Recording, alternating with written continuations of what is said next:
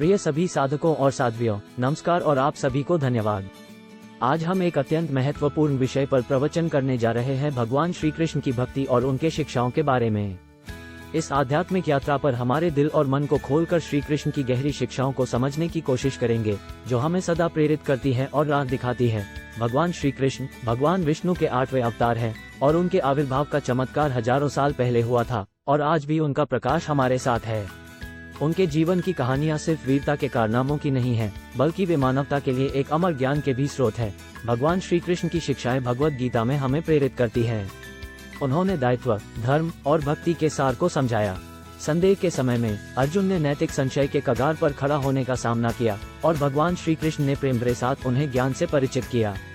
उन्होंने हमें ये याद दिलाया है कि हमें अपने कर्तव्यों का पालन करना है और अपने कर्मों के फलों से अलग होकर धार्मिक भाव से कार्य करना है। श्री कृष्ण के बचपन के प्रेम यात्रा और उनकी दिव्य किल्लत से हमारा मन मोहित हो जाता है। वे हमें याद दिलाते हैं कि ईश्वरीयता दूर नहीं है, बल्कि हमारे अंदर बसती है। श्री कृष्ण की बांसुरी आत्मा के पुकार को दर्शाती है और उनके लीला जीवन के नृत्य का प्रतीक है, जिसमें हम सभी भाग लेते हैं।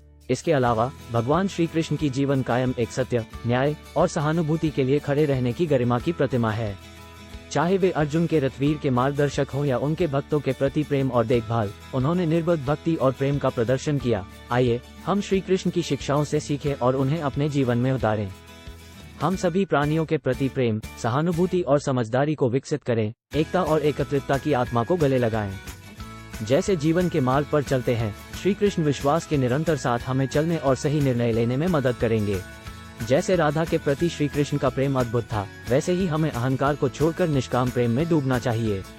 ईश्वरीय प्रेम ही हमारे आत्मा की अनंत इच्छा है, जो एकता को स्थापित करती है और हमें उच्चतम मार्ग पर ले जाती है।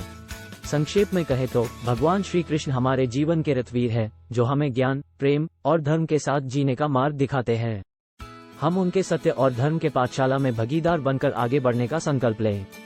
इस उपास्य भगवान की कृपा से हम अपने जीवन को धन्यवादी बना सकते हैं। धन्यवाद और हरि बोल।